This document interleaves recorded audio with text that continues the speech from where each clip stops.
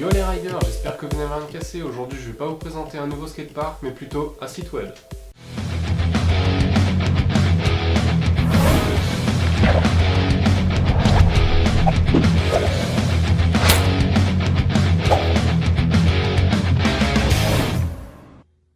Alors qu'est-ce que c'est que ce site? C'est tout simplement le site officiel de la carte Ride Mon Park. Vous pouvez le retrouver à l'adresse suivante, www.ridemonpark.fr. J'ai créé ce site grâce à l'aide de la chaîne Le Poil que vous pouvez aller checker quelque part là-haut.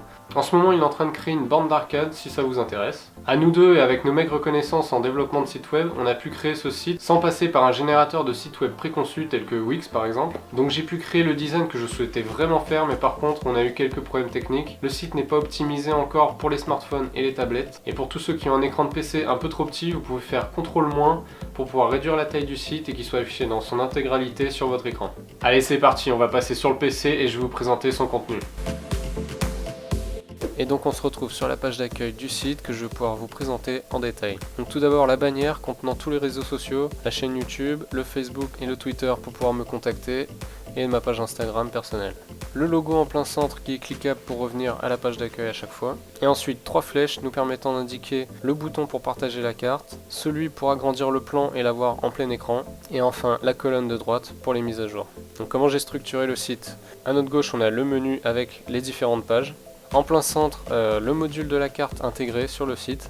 Et à notre droite, le menu des mises à jour qui nous permet de voir les derniers ajouts sur la carte. Donc l'utilisation du module de la carte, ça c'est tout simple. On peut scroller pour se déplacer dans la carte et cliquer sur un point pour avoir les détails d'un skatepark. Vous pouvez aussi cliquer sur la photo pour pouvoir afficher les différentes photos. Le souci de ce module là, c'est qu'on ne peut pas faire de recherche en tapant directement le nom d'une ville ou d'un skatepark. On est obligé pour cela d'agrandir le plan et là on a accès à une fonction recherche. Mais sinon avec ce bouton là, vous avez accès à la légende pour pouvoir retirer les skateparks et afficher les shops. Et vous pouvez retrouver aussi le mail dans la légende juste ici. Si on continue à descendre, vous avez un bouton qui vous permet d'accéder à la page pour envoyer un mail. Et enfin un espace commentaire pour vous donner l'occasion de me laisser votre avis, une suggestion ou une amélioration. C'est comme vous le souhaitez et moi je me ferai un plaisir de les lire. Sur la page mise à jour, vous allez pouvoir retrouver la liste de toutes les dernières mises à jour que j'ai faites, de la première jusqu'à la dernière, la mise à jour la plus haute et la plus récente. Donc les mises à jour, en quoi ça consiste? C'est tout simplement dès que je mets à jour la carte, que je rajoute une information à propos d'un skatepark, que je rajoute des photos et je n'oublie pas de remercier les personnes qui y participent.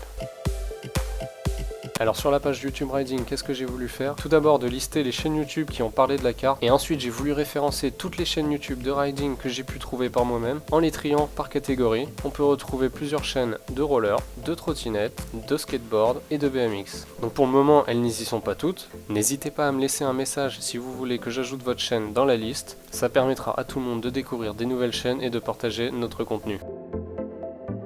Alors la page contact, c'est tout simplement un formulaire vous permettant de m'envoyer un mail directement à ridemonpark@gmail.com. Malheureusement je n'ai pas encore trouvé de module pour pouvoir intégrer des photos directement au message. Donc pour cela il vous faudra passer par WeTransfer.com si vous avez des photos à m'envoyer.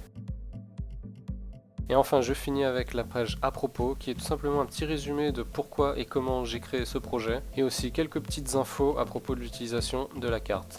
Et voilà, c'est tout pour les explications. J'espère que j'aurai été assez clair et que ça vous donnera envie d'aller y jeter un coup d'œil et de laisser un petit commentaire pour me donner votre avis. Je remercie encore une fois la chaîne Le Poil de m'avoir aidé à créer ce site. Sans lui, j'aurais eu vraiment de mal à le créer. Avant de vous quitter, je vous laisse quelques petites images des stickers que j'ai mis sur ma nouvelle voiture. Si vous la voyez garée proche d'un skatepark, c'est que sûrement je suis en train de rider pas si loin que ça. Comme vous pouvez le voir, ce n'est plus la 207 orange que j'avais, celle-ci est décédée cet été, donc je lui rends quand même un petit hommage pour tous les skateparks que j'ai pu voir grâce à elle.